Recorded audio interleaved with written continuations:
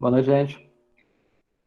Vamos lá. Hoje, passando a primeira prova, a gente entra em mais um assunto que, de novo, é uma aplicação do que vocês já conhecem aí de lógica e também de teoria dos conjuntos, que é o que a gente vai ver em princípio aditivo, princípio multiplicativo e suas aplicações. Ela é uma aula um pouco extensa, tá?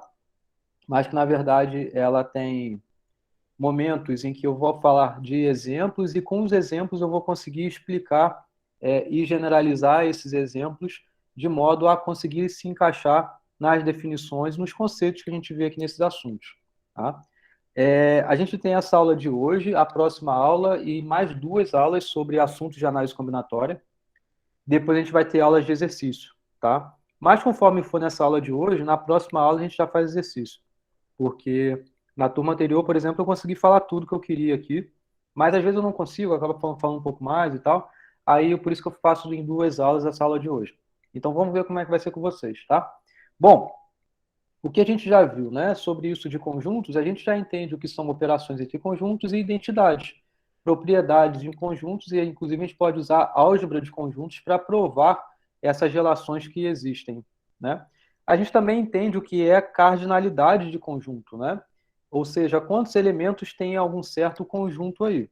E para conseguir fazer isso, a gente consegue por conta, muitas das vezes, da aplicação do princípio da inclusão e exclusão, né? Porque esses princípios se referem à cardinalidade da união de conjuntos. E aí você consegue, então, resolver esse problema muitas das vezes aí, né? A gente também revisitou um pouco isso dos conjuntos numéricos, né, que são mais para a gente relembrar a existência dessas coisas, né, e eventualmente saber aplicar em algum lugar que a gente vai ver onde. Hoje a gente vai continuar com essa ideia em querer obter cardinalidade de conjuntos, tá? Então, o que a gente estuda aqui se refere a isso. A gente vai ter conjuntos que vão se relacionar por meio de restrições, tá? Então, esses conjuntos possuem restrições, de modo que subconjuntos desses conjuntos, muitas das vezes, é o que queremos. E a gente não está interessado nos elementos propriamente, mas em quantos são os elementos que pertencem a esses subconjuntos aí, tá? Então, para conseguir responder esse tipo de pergunta, que a gente vai utilizar esses dois princípios aqui, tanto aditivo quanto multiplicativo. Também a gente vai ver consequências disso, porque sabendo bem esses princípios, acabou. Você já consegue resolver qualquer coisa. Mas é claro, caso eu tenha o tipo de pergunta que me enviese para algum caminho, eu consigo aplicar esse princípio muito mais direto, de uma forma, e de outro, de algum, de algum outro caminho. Mas vamos construindo isso aos poucos, tá? Primeiro, o entendimento de um problema de contagem, né? Que é sempre isso que a gente vai estar querendo fazer aqui. Em análise combinatória, esse nosso interesse aqui é: você tem um conjunto, certo? E aí você tem objetos nesse conjunto que se relacionam de alguma forma. E aí você quer saber isso. Quantos são esses objetos que se relacionem dessa forma, tá? É isso que a gente está interessado em análise combinatória. Repara, eu quero saber a quantidade. Eu não quero saber quem são. Muitas das vezes, pode até ser que é um caso ou outro, sim. Mas, de modo geral, eu quero saber na quantidade. Em quantos são os elementos que satisfazem essa restrição. Então, por isso que a gente não precisa listar os elementos para saber contar depois. A gente consegue saber quantos tem sem ao menos listar esses elementos. Até porque ficaria bem inviável. E a gente vai ver o porquê isso em exemplos bem práticos, bem simples. Então, vamos começar aqui essa aula falando de exemplos, tá? Após os exemplos, eu vou meio que tentar relacionar e construir a definição desses princípios com vocês. Mas veja, os exemplos são bem simples aqui de modo inicial e a gente vai evoluindo o grau de dificuldade. Eu tenho noção que, assim, muitos falam que, assim, professor ensina uma dificuldade que está aqui e cobra a dificuldade que está bem maior, não é? Mas eu acho que eu tento fazer sempre essa construção do mais fácil para o mais difícil, não tento não. Pelo menos eu tento. Claro, vocês têm que pensar também, né? Então, não vou fazer questões de prova exatamente iguais às questões que eu passei, né? Porque você, senão, já entendeu a mecânica, é só aplicar a mecânica, né? A minha função é fazer com que vocês pensem, né? E saibam evoluir os pensamentos dada a base que eu dei, né? E também indo um pouco mais além dessa base que eu venho dando aí. Pelo menos é o que eu tento, tá? Então, aqui é a mesma coisa. Então, a gente vai construir desses mais fáceis, esses exemplos mais fáceis, e evoluindo. Então, eu peço que vocês olhem com bastante cuidado as listas. Eu já postei a lista dessa matéria aqui. Então, são questões que envolvem um pouquinho mais dificuldade. O gabarito, quando eu vou postar depois, vocês vão ver como vai ser. E é mais ou menos como vai estar no gabarito que eu espero que vocês me respondam, tá? E eu vou tentar explicar isso um pouquinho melhor já já, tá? Mas vamos lá. Ó, como é simples. Suponha que você que tenha entrado em cartaz 3 filmes e 2 peças. Você só tem dinheiro para assistir um desses programas aí, tá? Então, você tem uma única possibilidade, mas uma única dentre quantas? Quantos são os possíveis programas que você pode fazer? Então, é sempre esse o tipo de pergunta que a gente quer resolver, tá? Em análise combinatória, é sempre isso. Quantos são os tererê que me resolvem para fazer o tarará? É isso que eu quero resolver, tá? Fala, Wallace. Tenho 5 opções e uma escolha. Isso aí. Então, por que 5 opções? Porque, olha só, uma forma é você listar todos esses eventos, né? Então, como você só tem dinheiro para uma dessas coisas, né? Então, você assiste o filme 1, ou ao filme 2, ou ao filme 3, ou a peça 1, ou a peça 2, certo?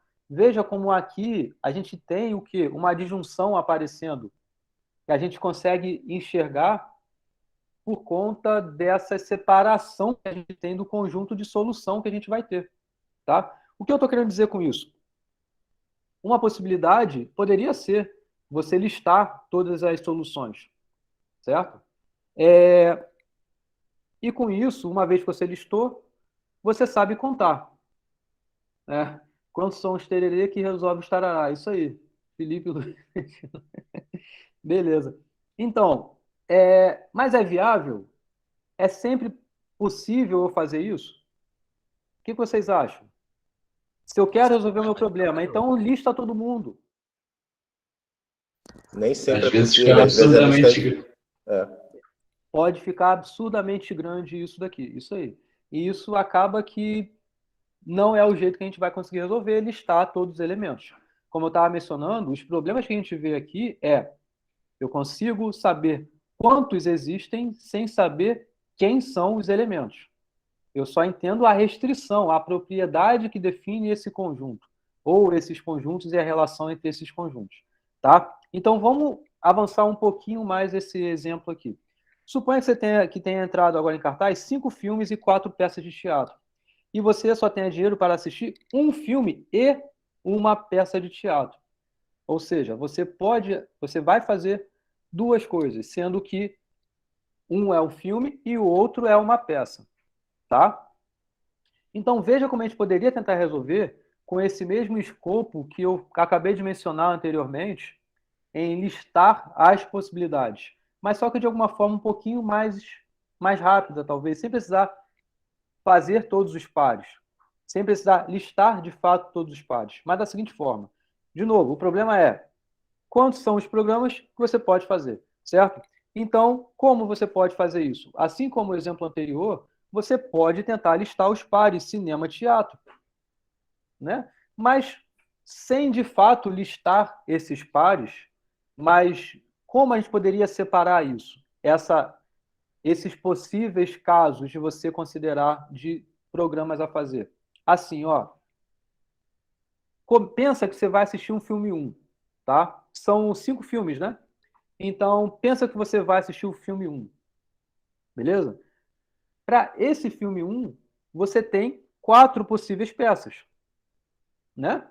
Então, você tem 4 possibilidades aí que você ganhou, né? Agora, esquece, não quero mais assistir o filme 1, mas eu quero assistir o filme 2. Assistindo o filme 2, você já está fixando ali, ó, vou assistir o filme 2. Você tem quantas possibilidades de peça para assistir? 4? Não, 4. Deixa eu retornar. Você tem par para assistir, certo? O par. Filme, peça, tá? São esses pares que você vai assistir. Um desses pares aí. Agora, o que eu estou fazendo aqui inicialmente é, ó, pensa que você necessariamente vai assistir o filme 1. Então, assistindo o filme 1, você pode depois assistir a peça 1, ou pode assistir a peça 2, ou pode assistir a peça 3, ou pode assistir a peça 4. Concorda que aqui você ganhou 4 possibilidades? Mas veja, foi quando você estabeleceu que iria assistir o filme 1. Agora, você poderia não o filme 1, mas o filme 2. E com isso você ganha mais 4 possibilidades. Perfeito. Para cada filme, você tem 4 opções de peça para assistir. Para cada um. Então não é só em relação ao filme 1, mas é para cada. Para cada um dos 5 filmes, você tem 4 possibilidades. Então como é que se resolve isso? 4 mais 4, mais 4, mais 4, 5 vezes, dá 20 a resposta. Entenderam isso?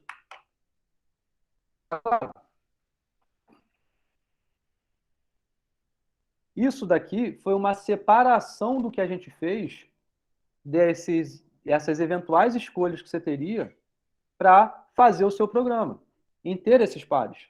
Então, eu consegui separar de modo que eu sei que nenhum dos elementos que estão aqui, ou seja, nenhum dos pares que está nessa contagem aqui vai aparecer aqui.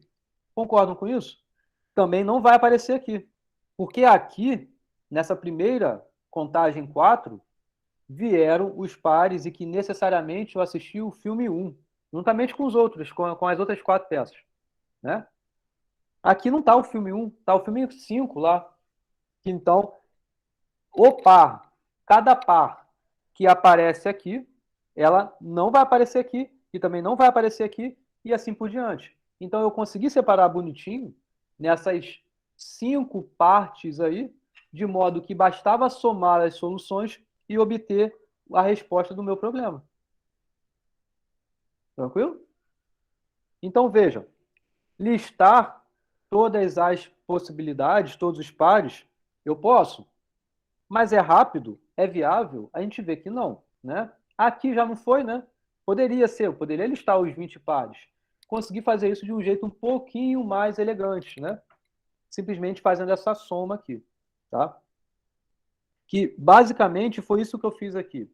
Ó, o meu interesse é em quê? É em saber quantos são esses pares, tá? Eu separei o meu conjunto solução, onde cada elemento é um par. Então, aqui, por exemplo, tem um filme 4, peça de teatro 1. Tá por aqui. É um elemento esse par. Tem um outro par, que é um outro elemento. E assim por diante. Tá? Mas eu consigo separar aqui em partes, de modo que eu sei que a união vai dar toda a solução do meu problema. Ok? Foi um jeito que eu consegui resolver. E basta eu somar a quantidade em cada subconjunto desses aqui, que eu vou ter a solução que eu quero. Por quê? Basta eu somar, porque não tem nenhum elemento que está nesse pedaço, nesse subconjunto aqui, que também vai estar nesse subconjunto aqui. Entenderam? Então basta eu somar e resolver o meu problema. Tá claro? Vamos entender isso aqui melhor. Deixa eu formalizar as coisas. Mas eu estou já meio que dando pincelada desses assuntos dentro dos exemplos. Mas vamos entender melhor isso. Para entender melhor essa separação que eu fiz, e aí a gente vai entender bem o que é o princípio aditivo, eu vou falar sobre partição de conjuntos. Particularmente aqui em partição para 2. A gente vai generalizar depois para 3, 4 e assim por diante. Tá? Mas pergunta rápida aqui. Vocês sabem o que é uma partição? Em outros Uma contextos. divisão, uma separação. Separação de algum. Você tem uma quantidade de algo determinado e você secciona esse algo, essa determinada quantidade desse todo. Uhum. E aí essa parte seccionada é essa partição. Certo. Mas alguém ia falar, pode falar, quem ia falar? Eu só vejo essa palavra quando tá falando de HD, de computador. Perfeito, é isso que eu esperava alguém falar, isso aí. E o que significa isso? No computador, tipo, você tem um HD só, que tem, sei lá, vamos supor, 1 TB, mas aí quando você particiona no computador, ele entende como se fossem 2 discos diferentes.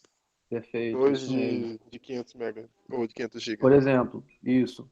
E aí, bom, tem que ter muito cuidado com esses nomes aí, porque ele é muito mal utilizado quando se fala em particionar HD até. É normal vocês falarem, por exemplo, isso daqui é a minha partição Windows, é a minha partição com Windows. É normal falar isso, não é? É a minha, é a minha partição de Linux. Não é normal ser falado isso? Isso é um erro. O que você tem que falar é a parte que tem o Windows, a parte que tem o Linux. Partição se refere à separação, Quando fala tá? D é como se pertencesse a outro, né? Não entendi. Quando você fala, tipo, parte de um, é como se você, tipo, Uhum, isso. É a parte, é um subconjunto, tá? Então vamos entender isso aqui melhor. O que vai ter essa tradução para esses inúmeros contextos que vocês usam esse termo partição. A partição em dois conjuntos, então você tem dois conjuntos A e B, disjuntos é o primeiro de tudo. É uma coisa que aparece e tem que estar sempre quando é dito partição. São disjuntos. Ou seja, a interseção é vazia. Você não tem elemento que pertence a que também pertence a B. Tá? E mais, além disso, a união dessas duas partes, a união desses subconjuntos, dá todo o conjunto universo do seu contexto específico. Isso é uma partição. Tá? Ok? Então, bom, você tem esse conjunto grandão, você separou em dois, isso é uma partição. Essa separação em duas partes. Então, toda partição é assim. A união dá o universo e a interseção 2 a 2 é nula. É um conjunto vazio. Partição em matemática não era a quantidade de jeitos possíveis de somar números para dar outro? Não, não. Na verdade, existe algo em matemática que a gente usa isso, mas o nome é outro. Tem, Qual é o nome, só pra então, curiosidade? na verdade, eu acho que sim, eu acho que de fato a gente diz partição lá também. De verdade eu acho que sim. Mas o problema lá não é particionar, é saber o número de partições. Ou seja, é o número de divisões dessas separações, entendeu? Então, por exemplo, quando se fala do 3, isso aqui pode ser obtido como 1 com 2, pode ser obtido por 1 com 1 com 1, certo? Tem mais outro jeito de se obter? Tem pelo próprio 3, né? Então, o número de partições é 3 aqui, por exemplo. Entendeu? E aí, isso daqui é uma partição. Concorda? Porque o todo, que é o 3, está sendo separado nesses dois pedaços. Veja que a união dos dois é a disjunção que dá de fato o todo. E a interseção, mas é claro, aqui não são conjuntos, né? Mas não tem nenhum elemento, porque o número é o quê? É uma cardinalidade que representa uma quantidade. Então não tem uma unidade que está sendo representada por esse 2 que também está sendo representada por esse 1. Então, de fato, não tem nada em comum. Então, é a mesma coisa. Só que nesse interesse que a gente utiliza, não em matemática de modo geral, porque aqui também é matemática, né? Mas quando se fala em teoria dos números e álgebra, o interesse é esse que eu acabei de falar. É em saber o número de partições que você tem, de modo a você poder formar o número específico aí. Entendeu, Matheus?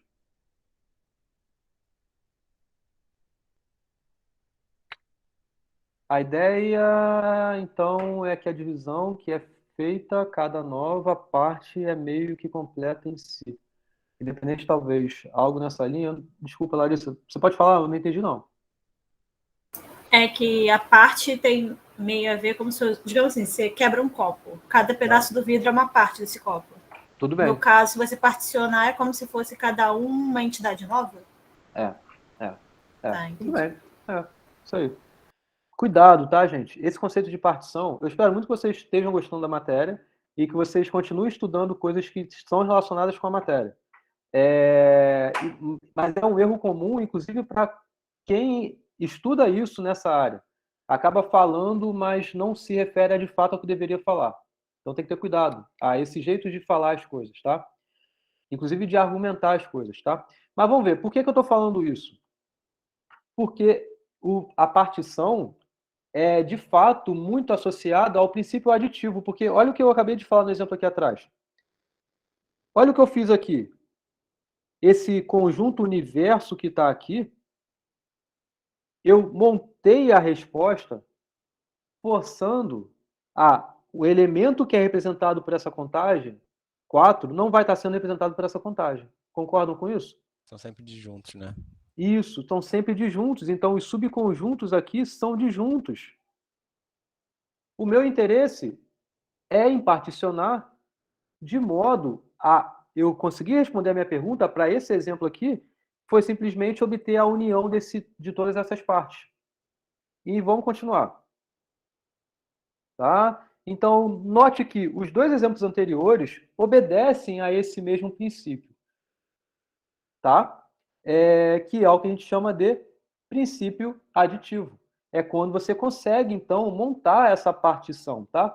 Então, o princípio aditivo é se A e B são dois conjuntos disjuntos, veja, disjuntos, não tem elementos comuns, com, respectivamente, A possui P elementos, B possui Q elementos, então a união vai possuir P mais Q elementos. É simples assim.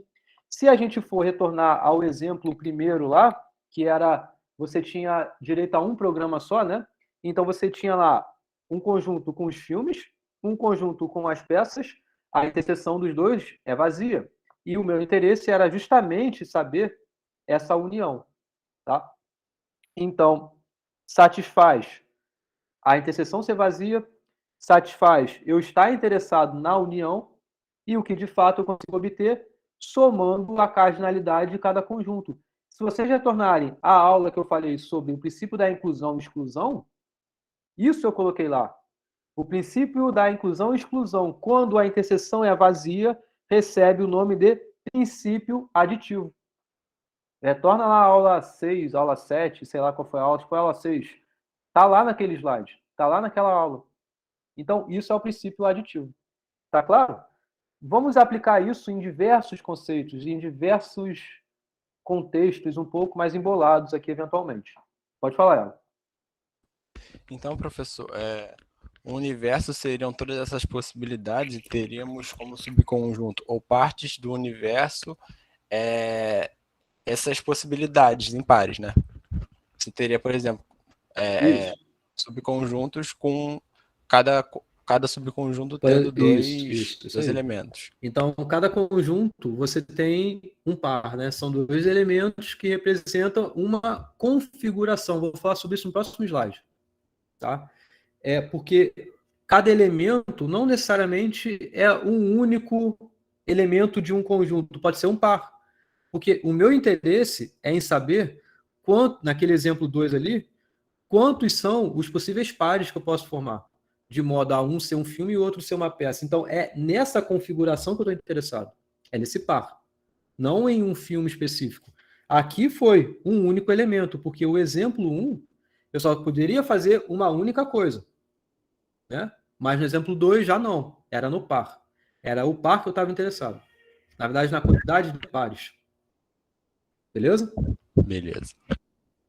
Então vamos avançar para o princípio multiplicativo, né? Isso que eu acabei de falar, né? O princípio da inclusão e exclusão, quando a interseção é vazia, é o próprio princípio aditivo. Vamos para o princípio multiplicativo. E depois eu vou juntar essas coisas lindamente, fazendo exemplos e evoluindo com outras variações aí que recebem nomes especiais, tá? Então, veja que esse exemplo, na verdade, não esse exemplo, né? Mas o exemplo que eu falei ali atrás ainda sobre filmes e peças, e a gente estava interessado no par, porque a gente podia fazer 2 programas ali, sendo que um de cada. é exatamente esse tipo de coisa que está escrito lá. Só que contextualizei, chamei evento A, os filmes, e aqui são 5 filmes, M maneiras de você fazer esse primeiro evento. Evento B são as peças de teatro, e você tem N maneiras de fazer, de você ir a peças de teatro, certo?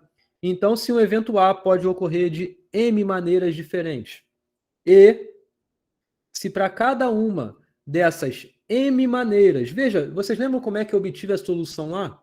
Foi, para cada um elemento de filme, eu escolhi 4 possíveis peças de teatro. Então, para cada um de um evento, você tem todas as outras possibilidades do outro evento. Então, é justamente isso que está aqui, né? Para cada uma das M maneiras de eu fazer o evento A, ocorre o evento B, você pode fazer por N maneiras. Então, a resposta para esse problema é N vezes N, ou N vezes M, dá na mesma, né? Maneiras de você fazer essa dupla de eventos aí aparecer. Tá certo? Então, veja que o princípio multiplicativo a gente pode enxergar como uma aplicação do princípio aditivo também. Até porque uma multiplicação é uma aplicação de adições, né? Então, as coisas se relacionam muito fortemente, tá? Então, tá claro para vocês? Esse diagrama aqui vai ajudar a gente entender bem no que a gente está interessado, tá? Porque, veja, você tem um evento A, tá? Então, o que é o evento A? O que é esse conjunto A? São os elementos aqui, e cada elemento se refere a um certo contexto, um programa que você vai fazer. E aqui, por exemplo, no exemplo 2 lá, foi os filmes, então eram 5 filmes aqui. Para cada filme é um pontinho desse, certo? Para cada filme você tem todas as outras possibilidades associadas ao outro evento. Qual é o nosso interesse aqui? É em saber exatamente quantos segmentos existem, quantos pares aqui existem. Então tem esse, tem esse, tem esse, certo? Então, por isso que você tem N vezes M, ou M vezes N, né? Isso é o que dá a resposta do nosso problema, para esse tipo de problema aqui, tá? Bom, o segmento é o que justamente associa um par que é um elemento que está no meu conjunto solução. O meu conjunto solução são todos esses pares, tá? Cada elemento é justamente esse segmento. Esse segmento é o que a gente chama de configuração. Então, eu sei que esse tipo de problema em análise combinatória vocês já estudaram, porque é visto no ensino médio, na maioria, ele está no currículo nacional aí de ensino, tá? Mas eu vou aqui ser muito criterioso ao jeito que vocês vão responder. Com os exemplos que eu vou apresentar aqui já, eu vou ensinar isso melhor. Mas, o seguinte, quando vocês estiverem respondendo uma questão aqui, eu não estou interessado em saber no resultado final, no número. Sei lá, é 20, é 30, é 72. Não estou interessado nisso. Eu estou interessado em como você vai argumentar o porquê aquele número. Tá? Tem que estar bem justificado. E a justificativa, primeiro de tudo, é você entender como é a configuração. É por conta de você saber de como que é a configuração que você vai conseguir listar os eventuais tamanhos de conjuntos aqui e saber relacioná-los por meio do princípio multiplicativo ou do princípio aditivo. Tá claro o que eu estou falando? Beleza? Beleza. Vamos retornar ao exemplo 2, e ele vai obedecer o princípio multiplicativo claramente, né? Porque você tem um filme e uma peça de teatro para assistir, né? Então, isso aqui, de fato, vai dar, você tendo 5 filmes, para cada um dos 5 filmes, você tem 4 peças de teatro, então você tem exatamente aquele escopo que eu apresentei de modo genérico, um problema que se encaixe no princípio multiplicativo. Vai estar dessa forma. E aí você tem, então, como resposta, 5 vezes 4, 20 maneiras de resolver o seu problema. Tá?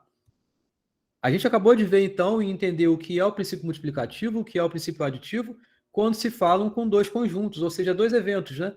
Mas a gente pode estender essa ideia para um número arbitrário de conjuntos aí, tá? Então, o princípio aditivo é quando você tem não mais 2 eventos, Você pode pensar em filme, teatro, restaurante, hotel e fazer várias possíveis escolhas aí dentro de cada conjunto desses. Se precisa responder baseado em conjunto, a gente vai ver isso melhor já já, Matheus. Se quiser, se for viável, sim, tá? Vou explicar isso melhor já já. E você vai ver também pelas listas, pelo jeito que eu estiver apresentando aqui, falando as respostas e também pelo gabarito das listas, né? Tá? Então, sejam conjuntos que cada conjunto se refere a um evento, né? Os eventos são disjuntos. Então, cada 2 a 2 tomados, a interseção é vazia. Esse termo, falar 2 a 2 vazio, eu também mencionei em aulas lá atrás, né? É porque de todos esses N eventos, N conjuntos, cada 2 que você toma, a interseção é vazia. Sempre que I for diferente de J, né? Então, são 2 conjuntos diferentes aqui, tá?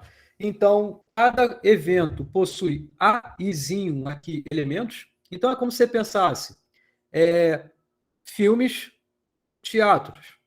E aqui você tem o tamanho de A1, esse conjunto A1 é 5, porque são 5 filmes. O tamanho de A2 é 4, porque são 4 peças.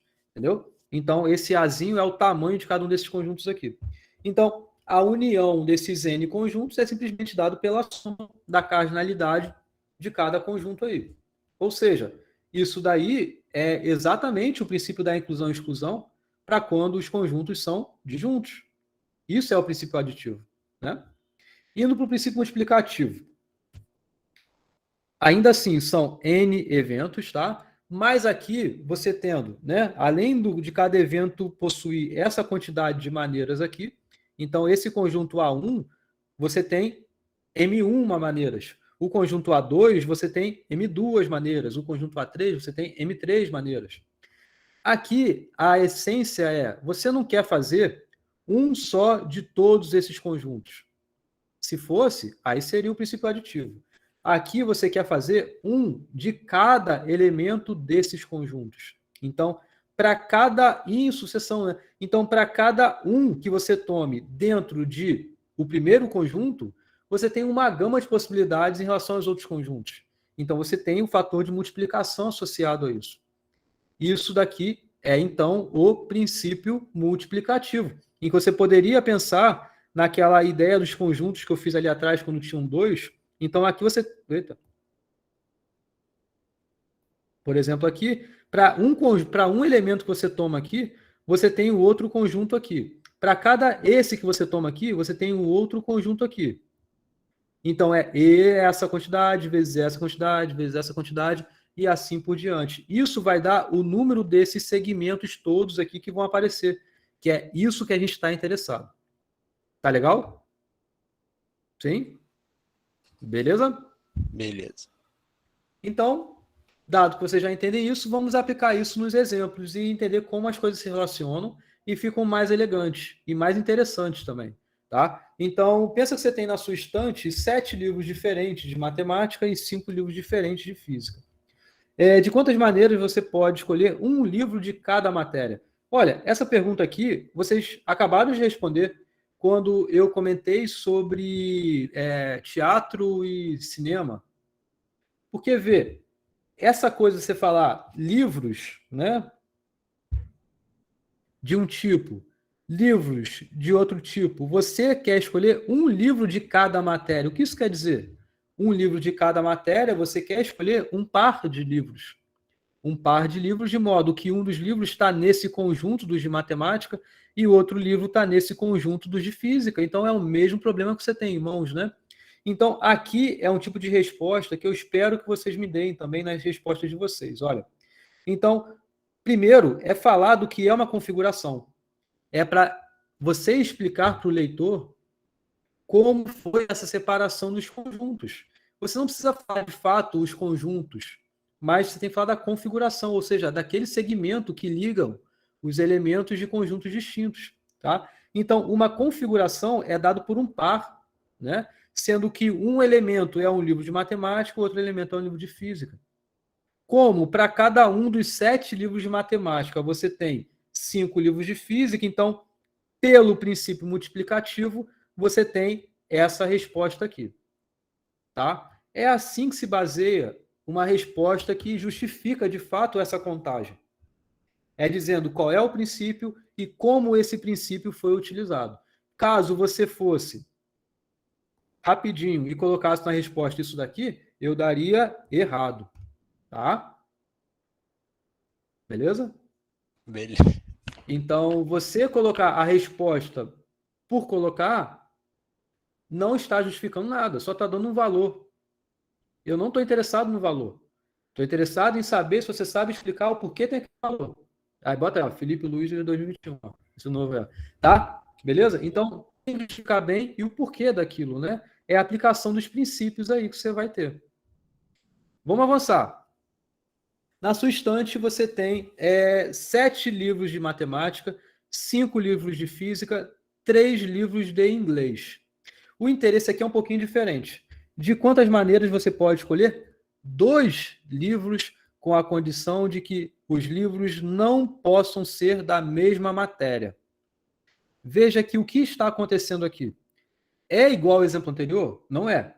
Porque lá, se fosse análogo ao que está aqui, eu estaria interessado em 3 livros, sendo que é um livro para cada matéria. Aí seria a mesma coisa. Você faria 5 vezes 7 vezes 3, daria a sua resposta, né? Agora, que é o princípio multiplicativo também aparecendo. Agora, aqui não, porque eu não estou interessado em 3 livros, estou interessado em 2. Então, veja como você tem que fazer por partes essa questão aqui. Então, pode falar. Desculpa. Então seria tipo 7 vezes 5 mais 5 vezes 3 mais 3 vezes 7? Isso. E o porquê disso? Isso que você está fazendo, essa soma aí, se refere a você montar uma partição. Então, como seria a partição? É o seguinte, eu tô interessado nisso, né? Nesses pares, beleza?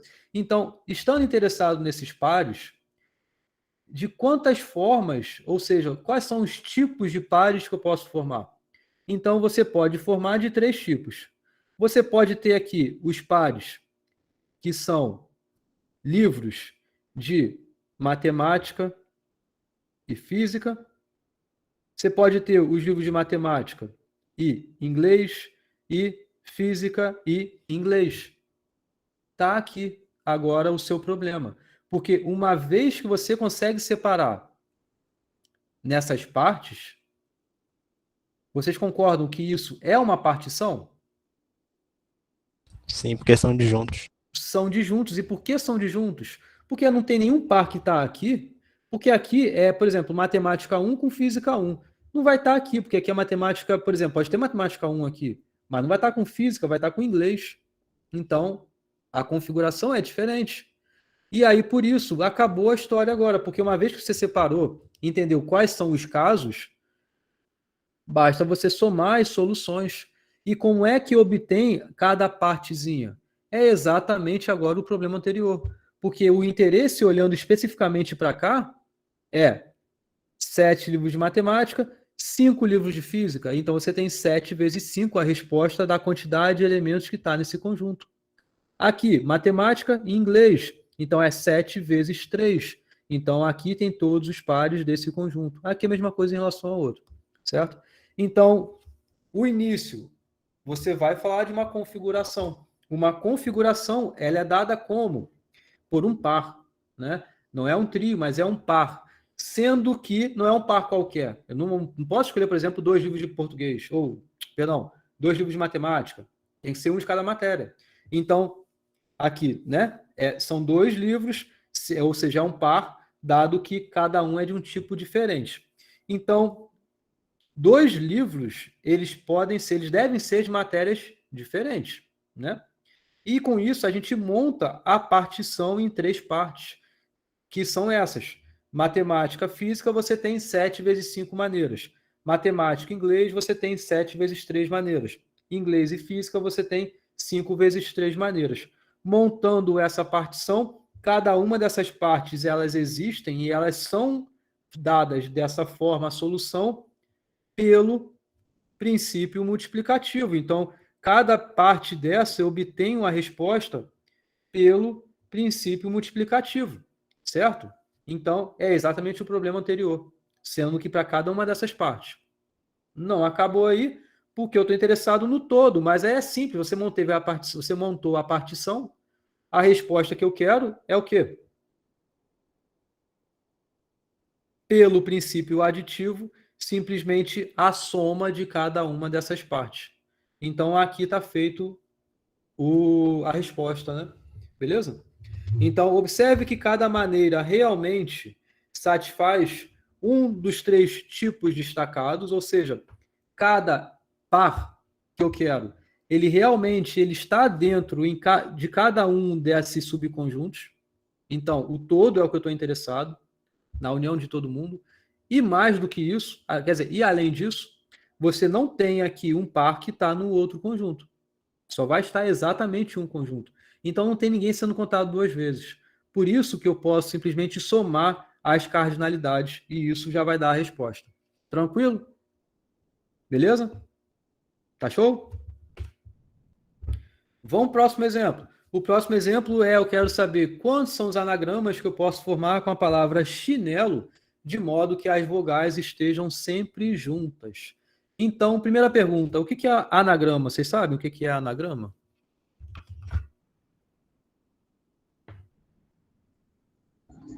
Embaralhar as letrinhas aí, né?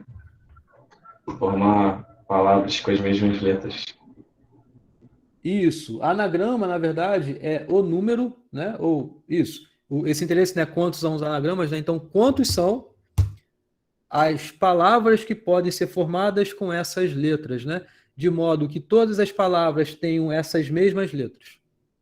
E nessa mesma quantidade, né?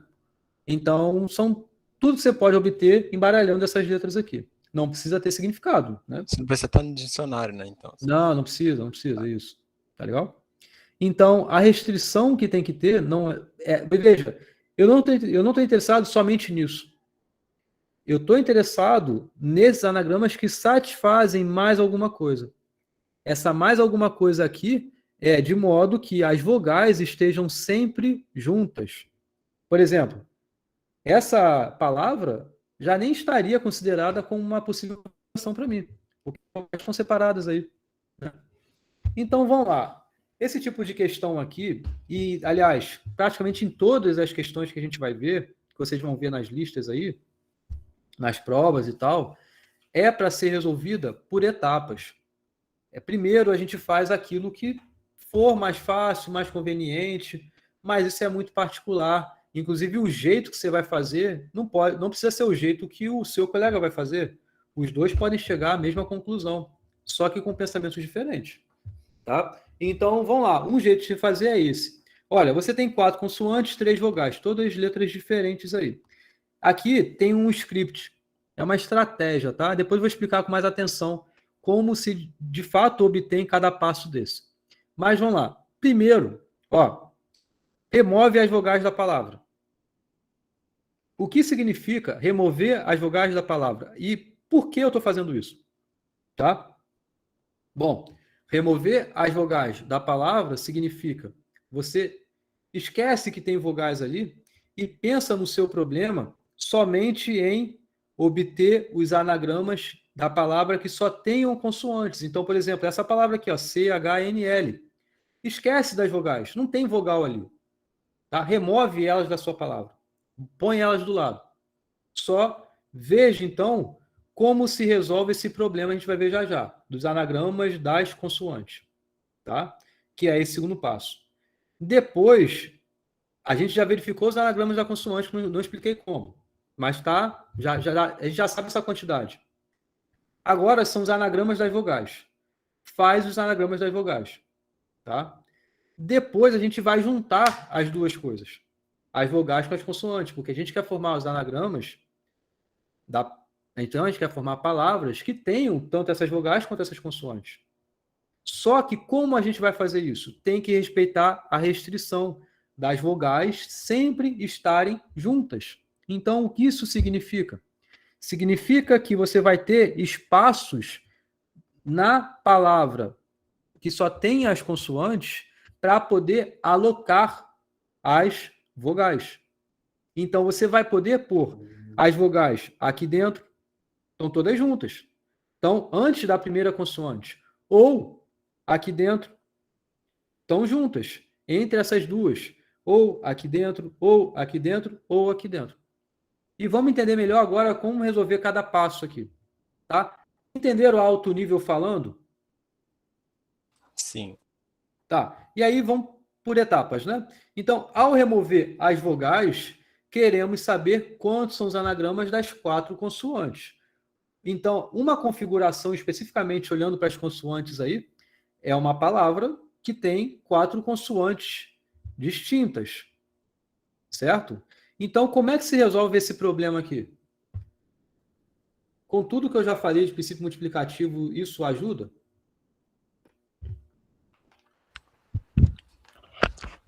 Sim, o que eu estava pensando aqui é que eu iria ver as vogais como uma coisa só, porque eu quero sempre elas juntas. Não estou olhando vogal aqui, só estou pensando nas consoantes. Tá. Bom, eu diria para ir organizando em blocos. Então, por exemplo, por você estando na primeira posição, você tem tantas possibilidades das outras posições. Aí depois do C e o H, como um bloco, nas primeiras 2 posições, você tem tantas posições embaralhadas, e assim vai. Eu pegaria, ó, tem 4 consoantes. E aí eu faria o princípio multiplicativo só com essas consoantes. É isso que a gente quer fazer. Mas por que a gente pode fazer isso? Por quê? Olha só. Uma configuração, ela é uma palavra que possui 4 consoantes distintas. Onde?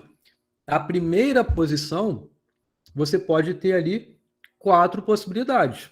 Ou seja, você está meio que pensando numa configuração de modo genérico, né?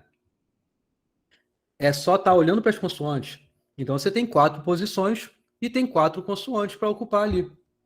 Então, nessa primeira posição, você tem um conjunto com 4 elementos, que são essas 4 consoantes. Então, você tem 4 elementos no conjunto. Uma vez que você estabeleceu um elemento aqui, você vai ter aqui 3 elementos para ocupar a segunda posição. Certo? Uma vez que você estabeleceu um elemento para entrar nessa segunda posição, vão restar 2 elementos, que depois vão restar um único elemento. Então, mais vezes, eu estou fazendo aqui um caminho desses segmentos aqui bem particular, né? Mas, na verdade, como se faz isso? 4 vezes 3 vezes 2 vezes 1. Beleza? Porque para cada fatorial? o fatorial eu vou falar dele já. Mas a gente vai chegar lá. Isso. Ok. Mas isso é o princípio multiplicativo sendo aplicado. Porque para cada um dos 4 que você vai ter aqui, você vai ter 3 outras possibilidades para ocupar a segunda posição. E para cada um desses 4 vezes 3 que você utilizou ali, para ocupar a primeira e a segunda, você vai ter 2 outras possibilidades para ocupar a terceira posição. E assim por diante. Então, a resposta para isso, pelo princípio multiplicativo, é 4 vezes 3 vezes 2 vezes 1. Isso responde o quê? Anagramas que tenham somente as consoantes. Só para isso. Agora, como eu falei, independentemente disso, vamos contar quantas são as configurações ou quantos são os anagramas somente com as vogais. Tá? E aí, bem similar. Pelo princípio multiplicativo, exatamente como esse exemplo aqui, você vai ter 3 vezes 2 vezes 1. Essas são as formas de você embaralhar as vogais. Acabou aqui? Acabou aqui? Não. Porque o que a gente quer fazer? É juntar, né? Juntar as vogais com as consoantes. A gente não pode juntar em qualquer lugar. A gente não pode colocar as consoantes em qualquer lugar. Certo? A gente tem restrições, porque quantos espaços existem para a gente poder alocar as vogais? Tá escrito aí Então, 5. 5. Mas por que 5? Aqui é como se a gente tivesse juntado essa ideia de juntar, né, as vogais, porque elas estão sempre juntas. Por isso que a gente separou elas e viu os modos de fazer os anagramas com as vogais. Agora, os espaços que elas podem entrar antes da primeira consoante, entre a primeira consoante e a segunda consoante, entre a segunda e a terceira, entre a terceira e a quarta. Entenderam? Beleza? Então são 5 possibilidades. Ok? E agora, como é que a gente junta essas coisas? Pelo princípio aditivo? Não. O princípio aditivo, ele dá uma ideia de separação. O princípio aditivo seria o quê? Se você fizesse, por exemplo, a soma dessa quantidade por essa quantidade, o que você está contando, na verdade, é o seguinte: quantos são os anagramas que você tem somente com as consoantes ou somente com as vogais? Mas não é isso que eu quero. Entendeu? Pensando Entendi. em conjunto, a gente vê que não, a gente não pode somar, né? Tá. Mas por que a gente vai então multiplicar isso? Porque a resposta é, tá, aqui só dá 5 possibilidades, tudo mais e tal. A resposta é, pelo princípio multiplicativo, é 5 por conta de você ter 5 possíveis espaços para alocar as vogais juntas ali, entre as consoantes, certo? E para cada lugar que você estabeleceu, para cada um desses lugares que você estabeleceu alocar as vogais, você tem essas duplas de possibilidades aqui de pares de arrumações de vogais, arrumações de consoantes. Entenderam? Aham. Enxergaram isso? Sim, eu só fiquei ali tentando entender. Ali no caso você tinha 4 consoantes, porém você tinha 5 espaços. Então sempre vai ser tipo um número mais um, né? Tá. Um número a mais, isso. Tá? Mas entenderam essa ideia, gente, do porquê que eu estou multiplicando as coisas aqui? Essa multiplicação aqui dos anagramas das vogais pelos anagramas das consoantes se referem a esses pares que você pode ter de vogais, a anagramas de vogais com anagramas de consoantes. São quantos pares você pode ter? É isso vezes isso. Nossa, ok. Para cada par que você estabeleceu, você ainda tem 5 possibilidades de opção para, de fato, colocar o seu bloco de vogais junto com as consoantes. Entenderam? Uhum. Fica mais fácil de visualizar se realizar ali as operações de multiplicação ali, né? O 3 vezes 2 vezes 1, o 4 vezes 3 vezes 2 1, que aí dá para visualizar os exemplos anteriores com mais clareza. Talvez. Mas, ó, bom, o que é 3 vezes 2 vezes 1? É 6, né? 6 se referem aos anagramas das vogais. Então, se refere a essas quantidades aqui, ó. E-I-O, I-E-O, E-O-I, I-O-I, I-O-E, O-E-I, O-I-E. São essas 6 possibilidades. Para cada uma dessas, você tem isso aqui, 4 vezes 3 vezes 2 dá 4 vezes 3, 12, vezes 2, 24, né? Dá 24, para cada uma dessas que você escolhe, você tem 24 opções de anagramas das consoantes. Então você escolhe esses pares, você tem essa multiplicação de possíveis pares. Para cada agora par que você escolheu, você tem que saber onde você vai colocar as vogais. E você tem 5 possibilidades. Então, para cada par, você tem que multiplicar por 5. Você tem 5 possibilidades. Pode ser antes da primeira, ou então, antes da primeira é essa quantidade. Ou você soma entre a primeira e a segunda. Então é mais essa possibilidade de novo. Entenderam? Mais essa possibilidade de novo. Mais, ou seja, é 5 vezes isso pelo princípio multiplicativo. Show? Show, maravilha. Vou avançar, tá? Como a gente sabe se está certo? É pela justificativa, Matheus. É você entender de fato o que você está colocando nas suas contas aqui. Por isso que o meu interesse não é no número que vai dar essa conta. Tanto é que eu parei aqui. Não precisa continuar. Mas é saber explicar cada passo desse aqui. Entendeu? O porquê você está pegando 5 multiplicando por isso, está multiplicando por isso. É essa ideia que você tem que conseguir explicar. Bom, se você está coerente na sua explicação, você está correto, né? Dado que você está respeitando exatamente a restrição que foi pedida. Porque tem que tomar cuidado também, porque pode ser que você tenha uma ideia bonitinha lá, vai e faz. Mas o que foi pedido é outra coisa. Entendeu? Então tem que tomar cuidado. E é exercitar, exercitar. Não tem jeito. Tá? Próximo exemplo. De quantas maneiras podemos distribuir N objetos diferentes em 2 caixas diferentes, de modo que nenhuma caixa fique vazia? Tá? Então você tem N objetos distintos e 2 caixas distintas. Você quer saber quantas são as possibilidades de modo que sempre tenham elementos em ambas as caixas? Primeiro de tudo, o que você vai fazer? Por as configurações. Tá? Desse jeito que eu estou escrevendo aqui, eu estou pensando numa ideia, inclusive, de complementar, porque olha só, independente dessa restrição que eu tenho apresentado, eu sei, eu tenho N objetos, eu tenho 2 caixas. Você só pode ter distribuições desses objetos de uma dessas 2 formas. Não. Então você só pode... Não, Vitor, não. Você só pode ter de uma de 2 formas. Tá? Essa distribuição dos objetos. Você pode ter uma caixa com todos os objetos, tá? Ou você pode ter objetos aí nas 2 caixas.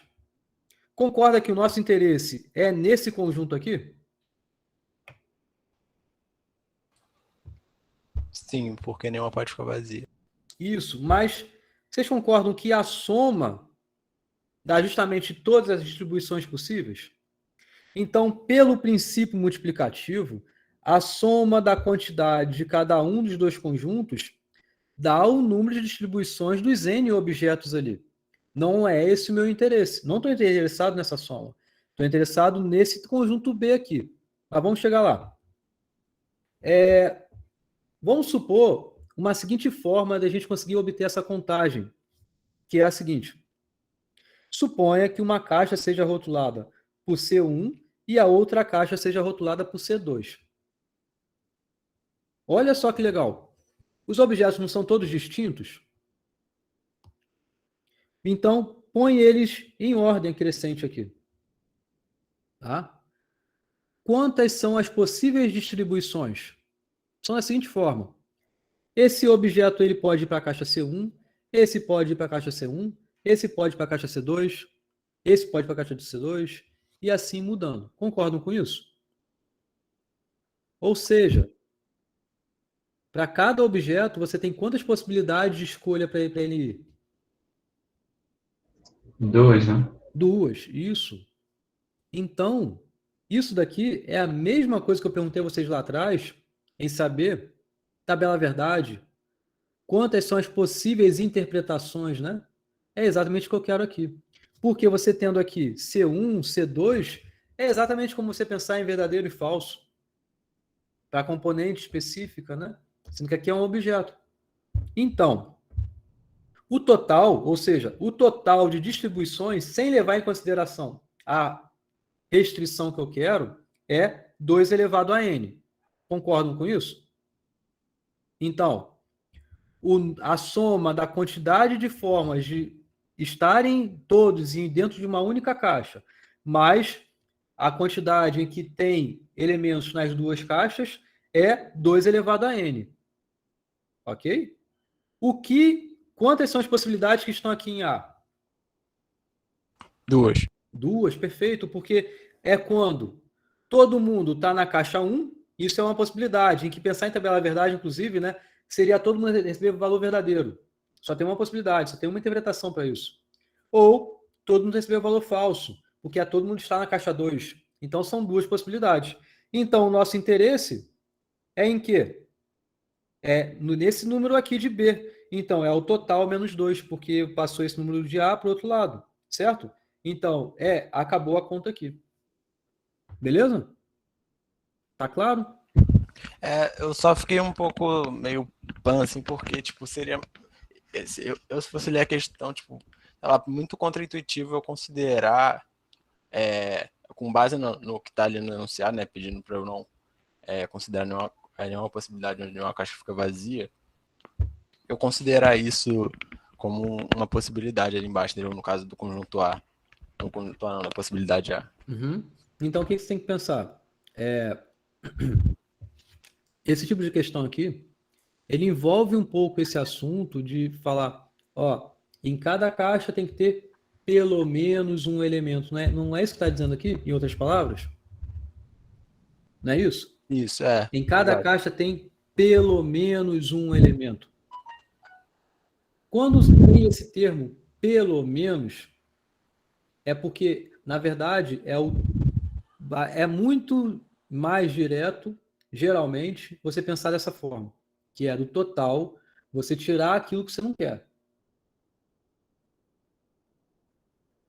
Então, quando você pensa, tá bom, eu quero saber quem são os alunos da UF que têm pelo menos 19 anos, sei lá.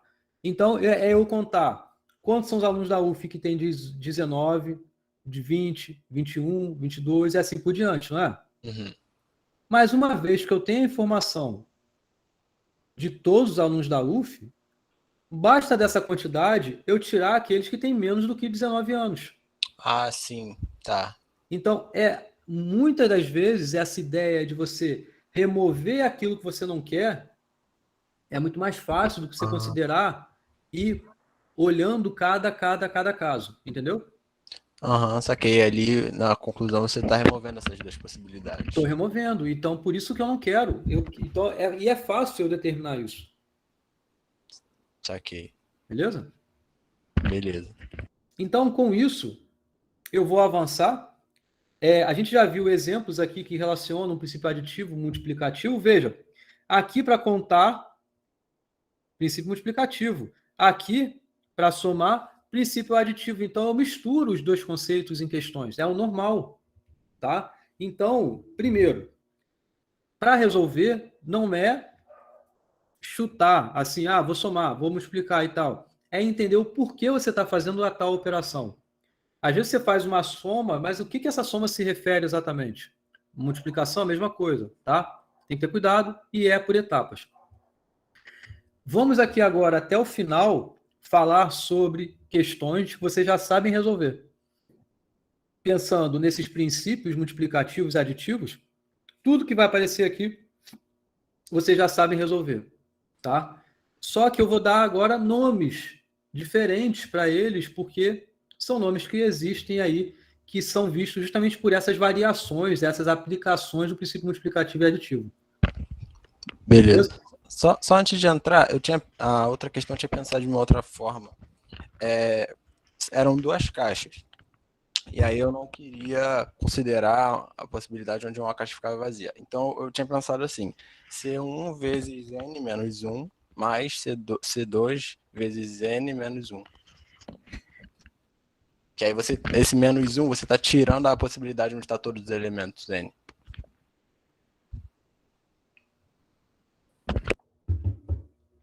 Mas C1 é o quê? C1 é uma caixa. Você está multiplicando um número por uma caixa? O que tem nessa caixa? A caixa em si seria a possibilidade. Você faria essa soma C vezes. Mas o que é C? A caixa. Você vai fazer, tem 5 caixas, você vai fazer essa soma 5 vezes. Não, mas só tem duas caixas. Aí, nesse caso eu pensei, C1 vezes N, que é o número de objetos, menos 1. Menos 1 porque eu estou excluindo a possibilidade onde estavam todos os objetos nela. E aí mais C2 vezes N menos 1 novamente. E aí eu fiz a multiplicação removendo as vezes onde estavam todos os objetos na caixa. Eu não entendi não, mas eu entendi, entendeu? Então, porque C a gente não tem valor para ele. A gente tem um rótulo C1, C2, é um rótulo. Ah, tá, tem isso aqui. Mas, tipo... Mas o que ele vai... Esse rótulo vai ajudar nessa multiplicação aí. Uhum. No caso, ele seria 1, no caso, né? Cada caixa seria 1. Então, tipo, 1 vezes N menos 3... Nossa, a cachorra tá cavando no chão. Foi mal. Enfim, seria, tipo... Como cada C seria uma caixa, seria 1 vezes N menos 1. Que dá N menos 1. Mas aí você não tá listando todo mundo, não. Porque você pensar em N menos 1, você teria falando o seguinte, você tem N objetos. Uhum. Então, você está dizendo o seguinte, cada um desses N menos 1 objetos associa a uma possibilidade de distribuição de modo que os N objetos vão para essa caixa específica sua aí. Uhum. Mas é uma distribuição. Um elemento associado, entendeu? Entendi. Esse tipo de questão é exatamente isso que eu estava mencionando sobre distribuição de caixas, rótulos, na verdade, para cada objeto. Os objetos são distintos. Então, para cada objeto, você tem os 2 possíveis rótulos para irem para ele. Uhum. Então, é um pouco por isso que aí você pode fazer o paralelo lá com as interpretações da tabela verdade, você vai conseguir. Não é o único jeito. Você pode pensar outras formas, de modo construtivo e tudo mais, mas não é assim como você falou, não. Tá? Não, agora eu tô enxergando que não é assim. Beleza. Foi mal aí, galera, eu interrompi. Tranquilo. Não, é bom falar. Então, o problema de permutação, veja, é um novo nome que está aparecendo aqui para vocês. Enfim, novo nome na aula, né? Porque talvez vocês já conheçam isso de outros lugares. Mas é para qual tipo de problema que a gente estuda isso? É para o tipo de problema que a gente quer resolver o seguinte: quantas são as formas de organizar um número de elementos específicos numa fila?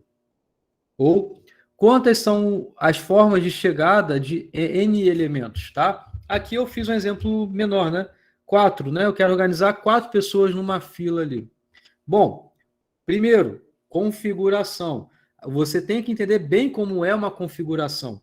Uma configuração é uma sequência de 4 pessoas em fila, tá? Então, pelo princípio multiplicativo, você tem 4 vezes 3 vezes 2 vezes 1. Exatamente como eu fiz ali no exemplo anterior, né? Dos conjuntos e tudo mais, e vai dar essa contagem aqui. De modo geral, quando você tem N elementos distintos e você quer saber essa forma de você ordená-los, colocá-los numa fila, qual é a resposta para isso? Pelo princípio multiplicativo é N vezes N menos 1 até 1. Ou seja, isso daqui é o que a gente entende como permutação dos N elementos. Então, uma permutação dos N elementos são todas essas arrumações ou ordenações dos N elementos que você tiver. E isso daqui é o P com esse índice N. E a resposta para isso é N que multiplica N menos 1, multiplica N menos 2, que vocês conhecem como N fatorial. Simples assim. Tá? Então, bom, é um conceito que eu estou apresentando para vocês que vocês poderiam fazer sem nem mesmo saber da existência dele, assim como a gente fez no exemplo anterior, certo? Então, retornando àquele exemplo lá da palavra chinelo e tudo mais, o anagrama das vogais era 3 vezes 2 vezes 1, né? 3 fatorial, porque justamente são as arrumações que você pode ter com aquelas vogais. 4 fatorial para organizar as 4 consoantes, certo? E então, aquela resposta poderia ser dita, no final das contas, como 5 vezes permutação de 3 vezes permutação de 4. Ou 5 vezes 3 fatorial vezes 4 fatorial, né? Tá claro? Isso é permutação. Permutação é quando você tem, então, N elementos, você quer ordenar todos esses N elementos. Tá claro? Uhum. Vamos mudar um pouco o entendimento aqui, o tipo de pedido que a gente faz. A gente está interessado aqui agora em não mais arrumar, ordenar os N elementos, mas de um conjunto de N elementos, você quer saber quantas são as ordens possíveis para um pedaço menor. Então, é esse tipo, né? É como se fosse esse problema aqui. De quantas formas podemos organizar um pódio de 3 pessoas de uma disputa que envolve 8 pessoas, tá? Então, veja, eu não estou interessado mais em saber na ordem de chegada das 8 pessoas. Não, eu estou interessado em saber na ordem de chegada das 3 primeiras pessoas. É difícil fazer isso? Não é, porque você tem que pensar de novo na configuração. Uma configuração aqui, no caso, é o quê? É uma sequência de 3 pessoas, escolhidas em ordem. Então, pensando com o mesmo princípio multiplicativo que a gente já entende, você tem, então, 8 pessoas que podem entrar naquela primeira posição. Uma, se já entrou, sobraram 7 para a segunda, que sobraram 6 para a terceira. Tudo bem que isso resolve o nosso problema? Está todo mundo convencido disso? Sim. Tá? Então, o que é isso de fato? Essa conta, ela poderia ser feita diferente. Porque o que significa 8 vezes 7 vezes 6? O que a gente está interessado? Na ordem dos 3 primeiros, né? Não é isso? Mas veja que isso aqui poderia ser obtido como? Poderia ser obtido, em primeiro, você vê a ordem de todos os elementos, todos os 8 elementos. Então, vê a ordem de todos os 8 elementos. Tá? Mas você está interessado em todo mundo? Não. Então, desse pessoal que você não está interessado, você rapa fora, você não quer eles. O que é isso na prática? Eu acho que até escrevi aqui, não, acho que eu apaguei. Vamos pensar aqui numa atribuição, tá? De nomes de pessoas, A, B, C, D. Não, B já coloquei, né? Tá? Essas são as pessoas aqui. Beleza? São 5 pessoas que estão aí. Bom, é a única possibilidade de ordenação deles? Não, não é. Concorda que tem alguma outra que, por exemplo, é D, A, B, E, C? Sim. Agora, quando eu estou interessado nas 3 primeiras posições, essa contagem aqui, essa distribuição é igual a essa distribuição aqui. Concordam? Sim. Sim. Apesar de que, quando eu estava interessado nas 5, as configurações são diferentes, né? Porque aqui primeiro vem C e aqui primeiro vem E. Mas, quando eu estou interessado nessas 3, essas duas são a mesma coisa. Então, elas têm que ser aglutinadas a uma mesma coisa.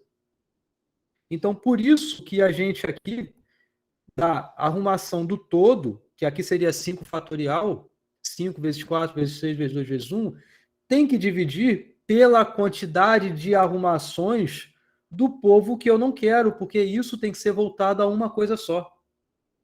Entendeu? Todos essa quantidade que tem associado aos que restam tem que virar uma coisa só. Então, por isso que do total, a gente divide pela arrumação desse pessoal que não quer, porque esse pessoal que a gente não quer vai dividir aqui, vai dar 1 aqui. Vai estar associado justamente a um único elemento. O que a gente quer justamente é 8 vezes 7 vezes 6. Agora, por que eu estou fazendo isso? Eu já tinha feito isso antes, pô. Por que eu estou fazendo depois? Porque isso daqui dá, de modo genérico, sempre quando vocês quiserem saber quantas são as arrumações de K objetos dentre N objetos, então a contagem é N fatorial, que é o todo, dividido pelo pedaço que você não quer, N menos K fatorial. Entenderam? Entenderam? Todo mundo entendeu? Entendi. Entendeu? Show de bola, né? Muito maneiro. Isso é o que a gente entende como arranjo de NKK. Então, veja, vocês já sabiam fazer, eu só estou dando nome aqui às coisas, certo? Porque o arranjo o interesse não é mais igual à permutação, porque a permutação, meu interesse é ordenar todo mundo. Arranjo é do todo eu estar interessado na arrumação de pedaços menores. Então, por exemplo, pode ter sido A, B, C, pode ter sido D, A, E, pode ter sido B, C, A, podem ter sido essas várias triplas ordenadas aí, associadas a um conjunto de N elementos. Entendeu? Poderia ser um conjunto de, sei lá, 1 milhão de elementos, aí você quer saber os 3 primeiros. Você vai pegar os 3.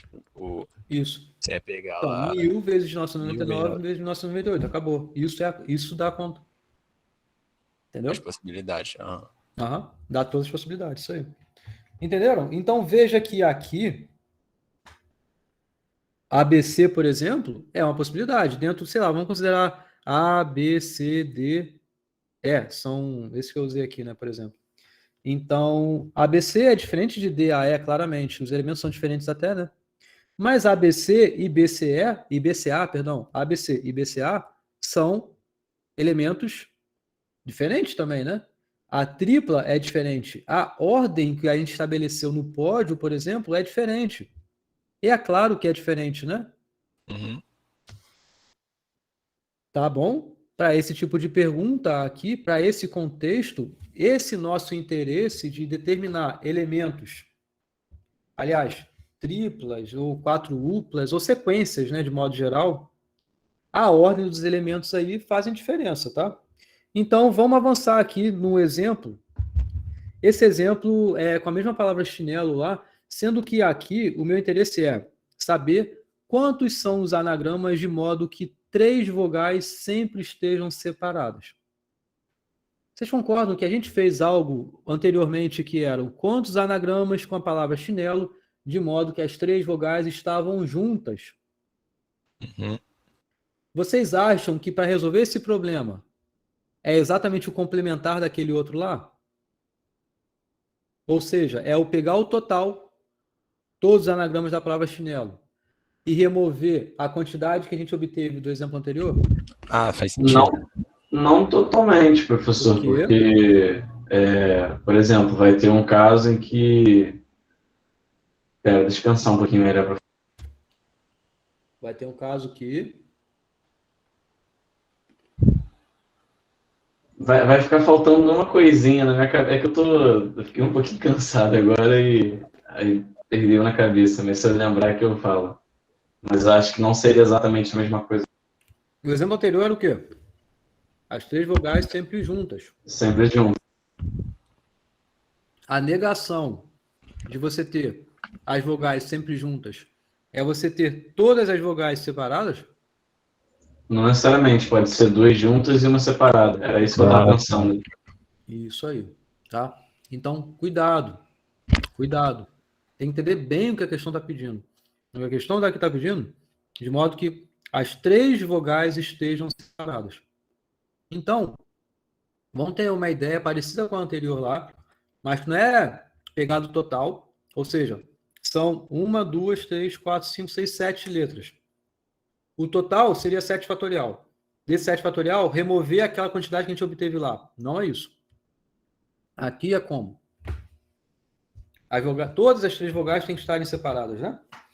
Então, mas é parecido, porque olha só, vamos fazer as etapas. Primeiro, remove as vogais. Depois, ordene as consoantes, certo?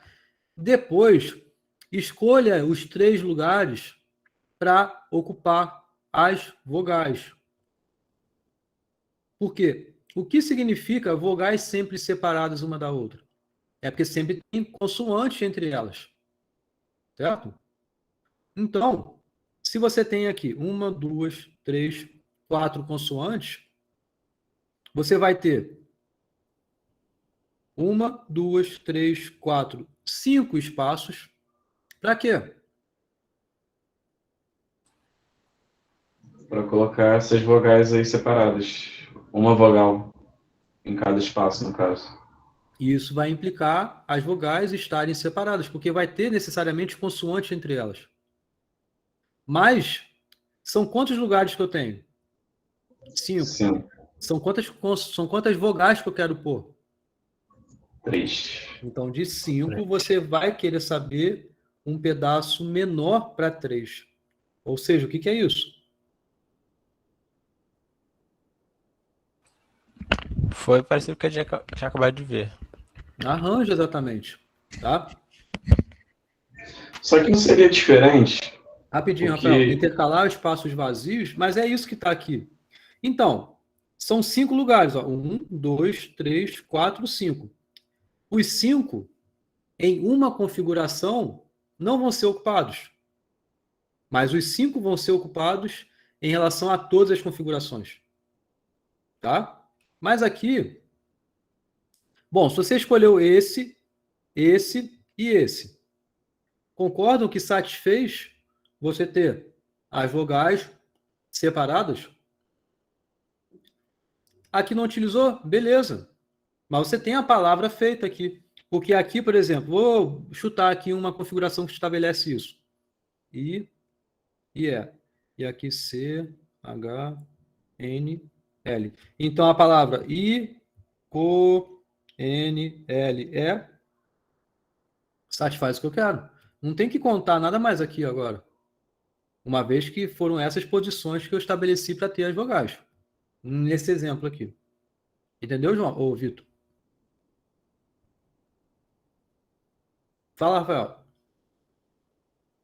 Não, já foi uma dúvida semelhante a isso, porque na minha cabeça não estava fazendo muito sentido, porque no exemplo dos pódios, tinham muito menos lugares do que itens. Esse é justamente o contrário, você tem muito menos itens do que lugares. Aí para mim não estava entendendo muito, mas não colocar em nenhum lugar, ele está preenchido de qualquer jeito, né? Em nenhum lugar não, depois que preencheu, esses 2 vazios ficam preenchidos de alguma forma. Não, você pode pensar igual. Porque ó, você também pode pensar um pouquinho diferente disso que eu falei, que é assim.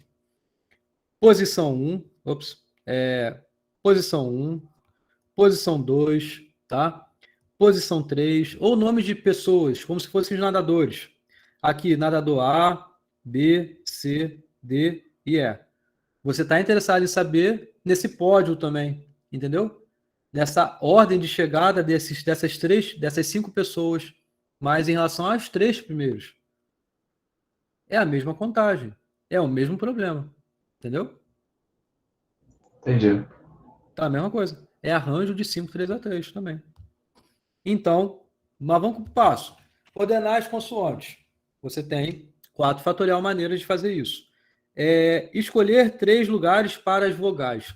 Então, aqui é o que entra, isso que eu acabei de falar, né? Temos aqui 5 posições.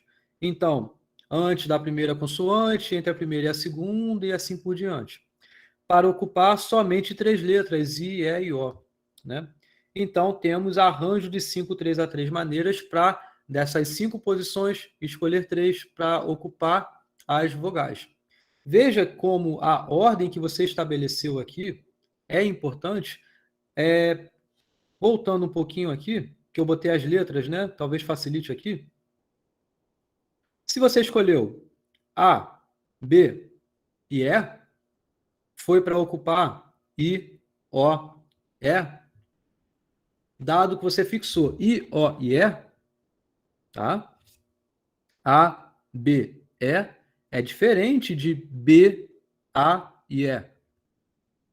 Porque aqui, B, A e E, aqui ficaria o I, aqui ficaria o O e aqui ficaria o E. Ou seja, com esse mesmo trio, você acaba gerando uma nova possibilidade de escrita, um novo anagrama. Tá legal? Porque a ordem que você estabelece em relação a esses 3 aqui, por exemplo, faz diferença, porque a palavra que é gerada é diferente. Justamente pela troca da ordem das letras aí. Beleza?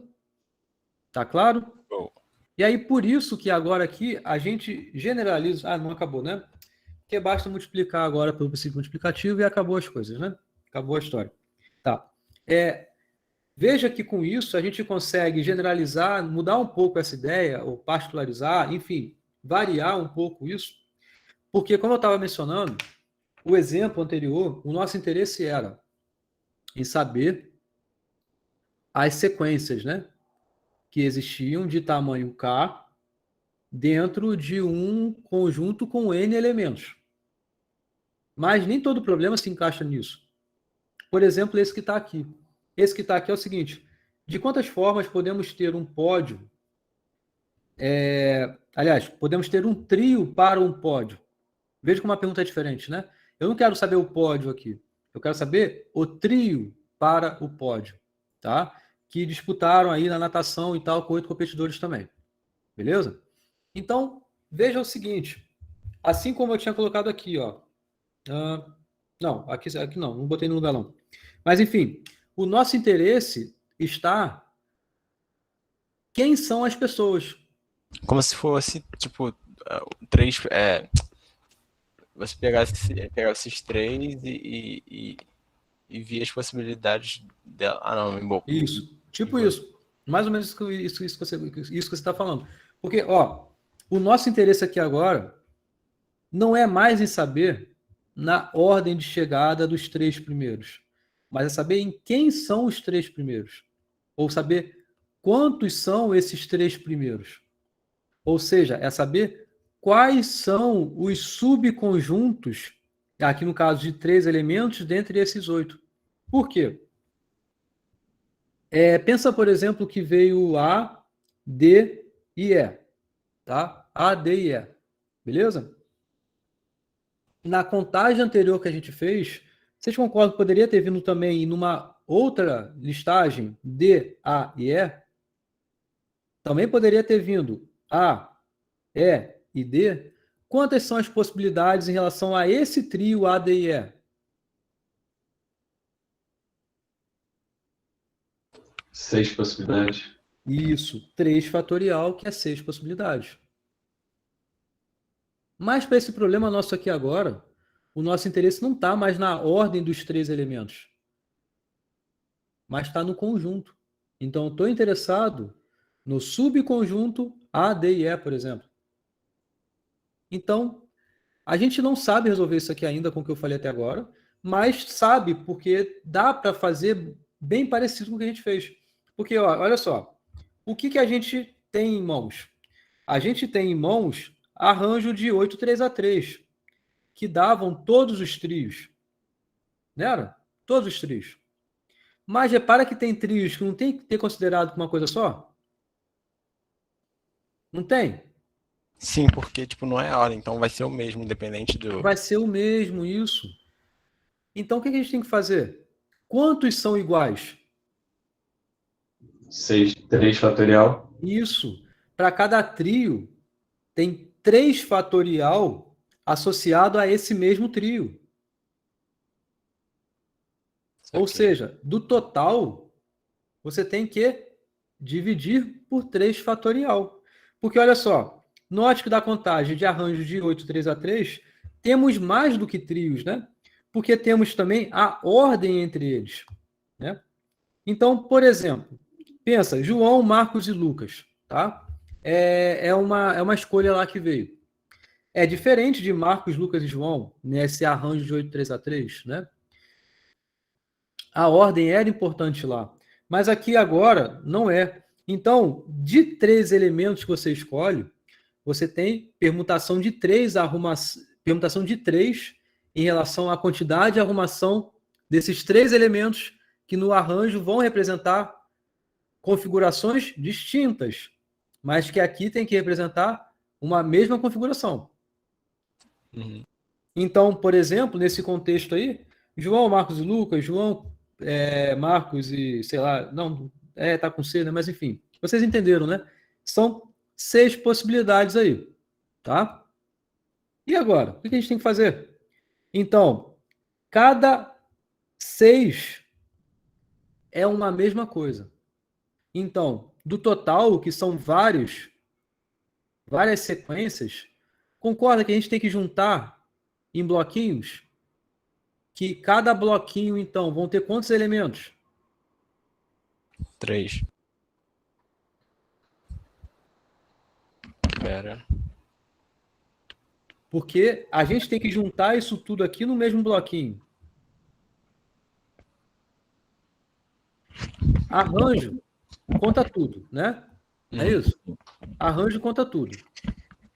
Cada tracinho desse aqui é uma possível resposta aí. É uma configuração possível. Conta tudo. Mas vocês mesmos não falaram que tem sempre 3 fatorial aqui nesse caso, que associam a mesma tripla? Sim. Então, a gente tem que juntar esses 3 fatorial no mesmo bloquinho. Então, juntei esses 3 fatorial, juntei esses 3 fatorial. Concordam? Uhum. Para a solução desse meu problema agora. Porque eu não estou interessado nessas várias ordens, estou interessado nos subconjuntos. Mas, desse total, esse conjunto aqui tem que me associar a um único elemento, que no caso é o conjunto que eu tenho J, M e C. Nesse caso. Tá? Concorda que a solução desse meu problema é o número desses bloquinhos? Porque Sim, aqui, porque ele quer trios, sim. aqui tá, os elementos que estão aqui estão associados a, por exemplo, A, B e C. São todas as ordens envolvendo A, B e C aqui dentro. Tem que associar um elemento só. Aqui, todas as ordens associadas a, B e D. Aqui a D, E e F. E assim por diante. Tá? Sim. Aí você está desconsiderando as vezes que eles estavam em ordens diferentes, como você está considerando como uma só. Porque Uma só. Tá. Isso. Então, meu interesse é no número desses conjuntinhos aqui. Concordo? Sim. E aí que tá. Eu tenho um total. Quantos são os números desses bloquinhos aqui? É o total dividido por 3 fatorial. Porque o total dividido por 3 fatorial vai me dar justamente essa separação de 3 fatorial em 3 fatorial. Então, essa é a resposta do meu problema. Do total de arrumações que eu tenho, tá? Para cada uma que está ali dentro, eu sei que existem 3 fatorial arrumações envolvendo os 3 elementos que estão ali. Certo. Elas que você tem que juntar. Esses 3 fatorial tem que ser juntas em uma coisa só. Então, por isso que do total, você pega e divide por 3 fatorial. Show? Porque é justamente as ordens que você pode ter aqui dentro, se é uma coisa só. Então, é como se daqui tivessem 6 elementos, você divide por 6 para juntar em uma coisa só. A cada 6 você junta em uma coisa só. É isso. Então, o número desses blocos que você juntou é a resposta do problema que eu quero. Legal? Ok. Eu entendi, mas eu não sei, eu acho que é o cansaço. Parece que tu entende, mas fica alguma coisa que não faz sentido, mas tu entende, tipo, eu entendi o que você falou. O que a gente quer ali é pegar, dentro desse conjunto geral aí, pegar esses trios que combinam, e você não quer saber das ordens que eles podem ser formados. Você quer pegar só eles, beleza. Uhum. Só que aí você divide por 3 fatorial. Eu não estou conseguindo entender a relação desses 3 fatorial dividindo cada uma dessas combinações, removendo... Não, mas não estou dividindo por cada uma dessas configurações, estou dividindo pelo total. Então... Porque no total você está considerando por exemplo, você está considerando JMC e JCM como coisas diferentes, sendo que são coisas iguais. Aí você concorda? São essas 6 aqui que estão nessa contagem. Né? Nessa contagem do numerador aqui. Certo. Mas tem várias outras mais, né? Uhum. Só que é uma. Isso é uma coisa só. Tá. Então, a cada 3 fatorial que está nesse numerador, você tem como representar em uma coisa só. Tá. Então, você divide tudo por 3 fatorial para você saber quantas são essas coisas distintas que existem. Saquei. Entendeu? Uhum. Então, veja, dava para fazer só pelo princípio multiplicativo. É pensando, tá, até chegar em arranjo, mas dá para fazer arranjo sem pensar em arranjo propriamente, né? É a aplicação do princípio multiplicativo, né? Isso aqui é o que a gente chama, então, de combinação, tá? Então, de modo geral, o que a gente está interessado em combinação? É de um conjunto de tamanho n, quantos são os subconjuntos de tamanho k? Isso se faz como arranjo de nkk dividido por k fatorial. O que, resolvendo as contas, a gente chega à conclusão de que arranjo de nkk dividido por k fatorial é n fatorial sobre n menos k fatorial vezes k fatorial. Beleza? Beleza. Tá? Isso aqui era para ser combinação, botei errado lá, combinação. Tá? Então, combinação é arranjo dividido por k fatorial. Combinação de n, k, k, né? Beleza? Show. Então, vamos fazer um exemplo. Então, o exemplo é o seguinte. Quantas diagonais do polígono regular, um polígono regular de n lados possui, né? Quantas diagonais um polígono regular de n lados possui? Tá? Bom, veja, esse tipo de questão não tem nada a ver com tudo que eu estava falando até agora, né? Teoricamente falando assim, mas tem tudo a ver. Porque, olha só, o que é diagonal? Então, vou pôr logo as coisas que estão aqui e eu vou comentando para um pouquinho mais rápido, tá? Bom, então você tem polígono, né? Então são pontos. Né? Então você tem lados também, né? E aí são que ligam esses pontos assim, são os lados.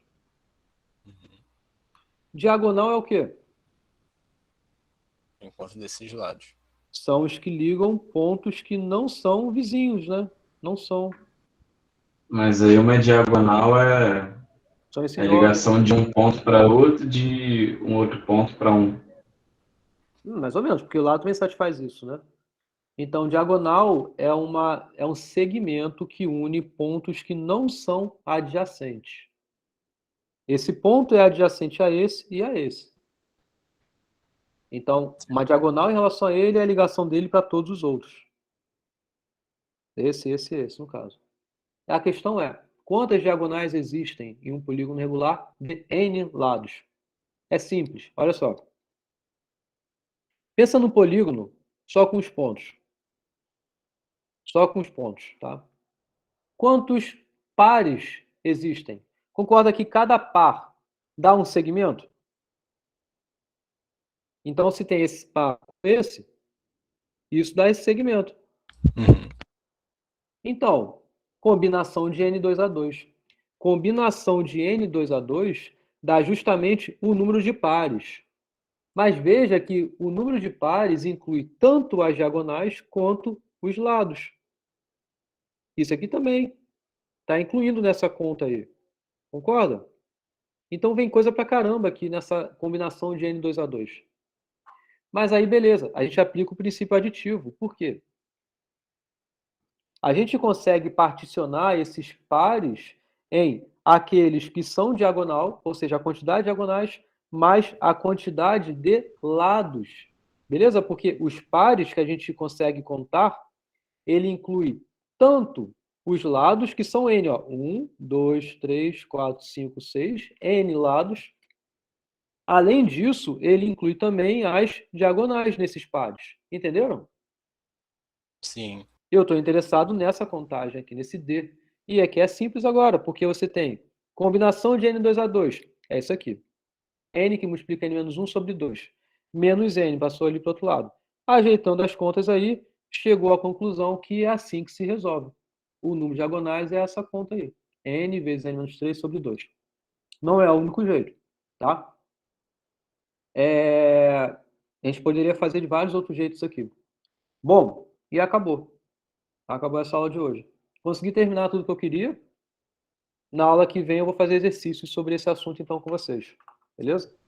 Então vou trabalhar bastante sobre isso aí com vocês ainda, tá? Então estudem, tentem fazer as listas, a lista, né? Eu vou fazer questões aí na próxima aula sobre isso. Tá legal? Terça, então, vai ser exercício e quinta vai ser matéria de novo? É. Beleza. Isso aí. Tá bom? Tá show. Então, beleza, gente. Valeu. Valeu, professor. Obrigado aí. Valeu, boa noite, Valeu, professor. professor. Boa noite. Boa noite, gente. Tudo de bom aí? Professor, Fala. posso fazer só. Eu sou da outra turma, posso fazer uma pergunta em relação à prova, se não for incômodo? Claro, pergunta aí. Tava até vendo aqui a prova aqui. Hum. Quando você fala em. Eu esqueci esse conceito, como você fala em transitividade. Eu acabei dando branco aqui. Quando você fala em transitividade, é aquela regra que a gente faz para poder. Como se diz? Destrinchar essa expressão para poder achar o argumento, se o argumento é válido ou não? Não. Então, a transitividade é um caso especial de uma expressão. A transitividade eu expliquei no enunciado mesmo do número 1. Antes de falar dos itens A, B e C, eu falei o que é uma transitividade lá. Entendeu? O que também eu falei na aula de conjuntos, eu falei um pouquinho do que é a transitividade, mas aplicado aos conjuntos por meio da operação de inclusão, de um conjunto estar contido no outro. Entendi. Aquilo que é uma transitividade. É o que está bem no início do enunciado número 1. É quando você tem que A implica em B, da mesma forma, B implica em C. Então veja que a transitividade é uma relação dessa meio que de em cadeia. Agora, o A também vai implicar no C, porque também tem essa coisa de cadeia aí. Entendi. Beleza. Entendi, sim. Era só essa dúvida mesmo em relação a isso. Outra situação também, aqui na. Desculpa aí, professor, tô te cansando aí, foi mal. Não, pode falar. Deixa eu ver aqui se eu entendi. Obtém a negação da seguinte simbolização e cria um enunciado que possui simbolização da negação obtida, ou seja, através das partes lá que a gente consegue destrinchar isso aqui para pegar a negação, vai ter a simbolização, né? Não vai precisar fazer mais nada. Faz de novo, não entendi. Por exemplo, aqui, ó. No número 3, obtém a negação da seguinte simbolização e cria um enunciado que possua a simbolização da negação obtida. Ah, tá. É só destrinchar ela toda, fazer tudo certinho. Obtém a negação por meio de equivalências, né? Aí você vai parar em algum lugar, né? Aí nisso você vai e inventa, né? Um enunciado que se encaixa aí. Beleza, tranquilo. Isso foi igual a Avion. Na Avion 2 eu passei isso. Beleza, tranquilo. Tá? Beleza. Beleza? Valeu, professor. Valeu, boa noite aí. Boa noite aí, desculpa incomodar. Tranquilo.